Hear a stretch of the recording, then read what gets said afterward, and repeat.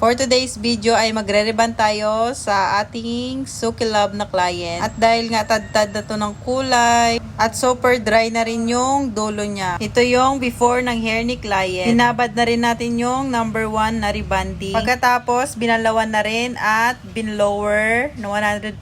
Number 1 pa lang yan at malaki na yung pagbabago ng texture ng hair ni client. Hindi pa yan na plancha mi. At ito na nga, tapos na tayo mag-iron. Ipahinga muna natin ng 10 minutes or 15 kasi medyo mainit pa. At kasunod niyan ay ibababad na rin natin yung number 2. Fast forward tayo mga mi at ito na nga, binalawan na natin yung number 2. At dito na natin makikita yung outcome ng hair ni client. Kung maganda nga ba, at i-forward ko na lang yung video. Habang nagbo-blower, medyo mahaba kasi ito mga mi. Panoorin nyo na lang.